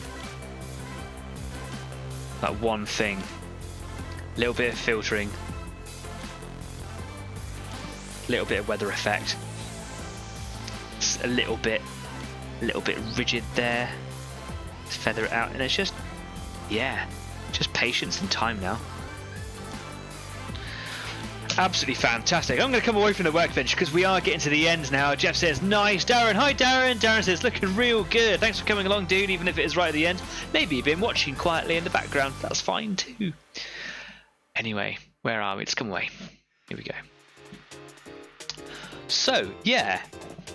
I'm really happy with it because it's been a part of my painting life for so long now that it's just, It's just there, isn't it? And it's never going away, and it feels like you're never making progress. But like last week, getting those tools finished, getting those tools painted and in position was like a big deal, because now there's no other sprue parts. I could make the antenna if I wanted to and get a piece of sprue material. Don't you remember I said like a couple of weeks ago, it has to be a certain type of plastic. It has to be like the polystyrene one, and then you heat it up over a flame, and then you stretch it, and then the plastic kind of coils out into this big long string, and then you just cut the section out that you want to and glue it in place, and you get this big sort of droopy area. Excuse me. So I might do that. But what I'm really concerned about at the moment is just getting the tank done, because that can just be painted black and then stuck into place when it's done. Yeah, it's fun. A couple of things that I wanted to mention before I leave you tonight, if I can bring up my list. No, my listing has gone. Something that I wanted to mention was I haven't done community spotlight and shout outs like I have done in the past. In the early days of Easy 8 Show, I wanted to make a regular thing about having a community spotlight every week, about having like a shout out for like personal or private businesses and things like that. But I suppose that my eyes were so, my heart was in the right place, but the show was too small to kind of be doing that all the time. So I just kind of wanted, especially in volume 2, was this new year now, it's just to kind of bring it out as and when it needed to. The last couple of weeks I spoke about Graham Henderson. Hi Graham, if you're watching. I spoke about his painting service, and I saw that wonderful work that he done on that dreadnought, and Graham and I still continue to talk now. That's fantastic. But I don't have something to bring this week, and I don't want to shout out about a company every single week. So what I've done today is for this show, that down in the description down there, if you're going to have a little look, there's just a couple of notable sort of links for you to go and have a little look at. One is still the link for Graham Henderson's wet palette miniatures, which is his painting service. He does some stunning work. If you're looking to have some miniatures done, he's definitely the guy to reach out to. He's super cool, and he's super friendly as well, which is great. There's also John Takas, Out of This World Minis, who has his own YouTube show. He often watches the show because he's over in the States. He watches it often in replay, but last week he was joined us live for a little while, and recently John has finished his most recent video.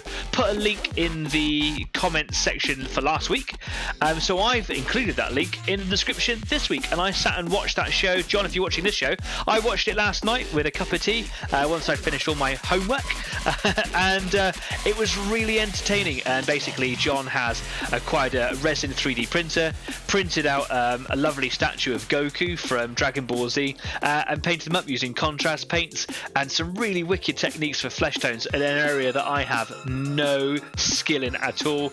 And it was so simple, but yeah, so effective. And the orange he uses on the trousers is just fantastic. Go and have a little look at that video. It's really, really good, and it's no longer than about 26 minutes. And at the end, there's a blooper that actually made me lol so hard I spat my tea. It's definitely worth watching. John supports this channel wholeheartedly, so John, I've given you a nice little shout out for you there. So yeah, nice supporting another channel going forwards is brilliant. And John's also recently acquired his 100th subscriber.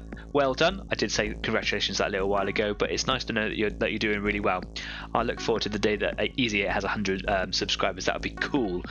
Then there's also another link, the third one there, which is to Purple Line Creations, who's my dad, who's talking to us right now. It's Jeff over there. Who does like a private bespoke terrain making business. He's got his own website, he's got his own Facebook page. Go and have a look if you're interested. Leslie has bought something from him recently as well, and he's got orders coming out the wazoo. So yeah, head on over. He's well popular, and he's my dad. There you go, cool. He goes on to say it is really looking. It's a lovely chunky model. It really is. It's really the only thing that I would say about this model is that the turret rests on the hull, as where I think that between the armor plates there should be a little bit of gap. My worry is that over time turning the turret might affect the paintwork on there, but it's got so many layers of protectiveness that shouldn't really be a problem. And it's not a war games piece, so I'm not moving it all the time. It's going to sit on the shelf now, isn't it? But yeah, that's the only downside I could really say with it, is I would like that to kind of be lifted up by like a millimeter or half a millimeter, maybe. Yes, it's really cool. The Stuart that I'm making is lovely. Unlike the Panther, where it took me a month to do the wheels, clip them all off the sprue, shave them all, sand them all down so that they all look nice and smooth and all the mold lines were all gone. Then get them all painted, and I had them on a porcupine, if you remember, I had a porcupine of polystyrene, and they were all kind of sticking up all over the place. And then I had to glue them all into place, but only once I got certain parts of the model done. It took forever.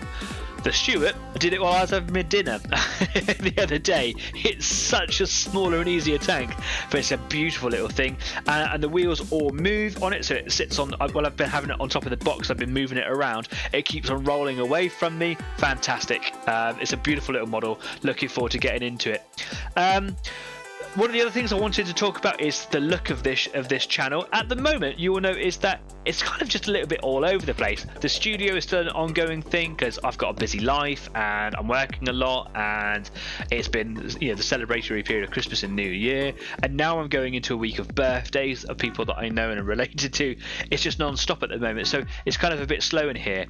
But I'm hoping over the weekend to have a really good tidy up, kind of get some things sorted out, and it doesn't just come down to like how everything looks here in the screen. It's just like my logo, my intro, it all looks a little bit old now. It all looks very like I've just started, and I've been doing this for over a year now, and it's time to kind of pick the game up a little bit. I'm getting a few more interested people, I get a few more subscribers, which is lovely, and I want to grow with the channel, so I'm doing my very best. I'm very amateur at making a YouTube channel, but I'm trying to make it look better, trying to have better graphics. I'm trying to create decent thumbnails, or at least kind of come up with a layout or a format for thumbnails. The old ones were nice, but they weren't drawing in the crowd so much, so I'm trying to kind of create a new way of doing that. At the moment, I'm just having fun putting stupid images down and me pulling faces. They are all of the thumbnail pictures for these videos is a freeze frame, a screenshot from the previous week of me pulling a stupid face. The thumbnail for this week is last week when my partner, I was just talking about how much popcorn she accidentally made, and I didn't even know until after the show that there was a box of popcorn that was delivered and then put behind me. So it's a picture of me going, so yeah, I don't know what I'm doing. If you've got any suggestions or any experience, or any ideas on what looks good, then this is your show. I kind of just sit here and have fun making my models, and I do it for you. So if you know what looks good, let me know. I'd be really interested. Maybe you like the goofy pictures, maybe you like the way it looks cheap, maybe you know a way for me to nice and easily make it look really professional and what is eye grabbing and quick to do because I'm busy a lot. So yeah, the way that this show, I want it to look better, and it's a work in progress. It's under construction, man. So yeah, I'm hoping that with all the new equipment I'm getting, that the show will look improved as well. And maybe Leslie's going to make me lots of music that will kind of make the show look a bit cooler. I don't know, make it sound a bit better. Hoping that I'm going to sort out my volume soon. I'm going to get rid of this creaky chair because it does my head in and probably does your head in as well. Yeah, see what happens. So yeah, that's the show. I'm loving it. I'm glad to be kind of in the new studio in the new year, with this permanent space, and it's a major part of my life now, and I'm trying to improve it. Yeah, there we go. Cool. Next week, I'm not going to do the Panther. Even if I've got a little bit left to do on it, I've done enough on the show with this thing now, so I'm going to move on to Pastures New. A game that I've been playing with my friends a lot recently is Gaslands. So shout out to you guys. Hi guys, we're looking to go and play a tournament at some point, just with each other, which would be great. But we've all decided that we're going to make teams of about 4 cars. So what I'm going to do, though I'm not going to make a car for the team that I want to use in that tournament, I'm going to have a little bit of practice at making a car for it. So we use Hot Wheels cars, as the game is kind of intended for that purpose. You can use any scale you want, really. I'm going to have a little practice at kind of just like stripping a Hot Wheels car down and then painting it back up again, and I'll do that on the show. I'll have a little bit of stuff pre-prepared before we go, so I'll have the car taken apart and I'll probably strip it all down and just talk about that process, and then I'm going to paint it up and make it look kind of, you know, cool and personalised. And I'll also talk about the tournament that we're going to do and my ideas for that team. And I've got a little bit of help to ask from the rest of the community to help search for the perfect cars for it. And that's Gaslands. It's great fun. You can get the rules really cheap online. You can get them on a PDF. Or they've also kind of done like a big booster book. They kind of like updated the rules, and they've released a hardback book, which one of my friends just kindly bought for me a little while ago. I owe him the money back, but he kindly bought it for me. And it's a massive hardback book. The game is so popular. There's groups for it on Facebook as well. So that's Gaslands, and we'll have a little look at that in next week. Exciting to get away from the Panther and move into a new project that a few of you have actually been asking me to do. So that's that. Anyway, I'm going to go and enjoy the rest of my evening. I'm going to be over on Discord at the Easy 8 after party, so if you're inclined, come and join me over there. I'm going to finish my beer.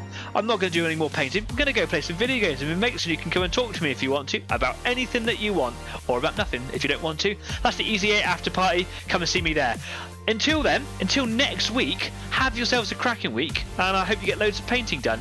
Be safe, be kind, and until next time, see you around. Cheers now, bye bye.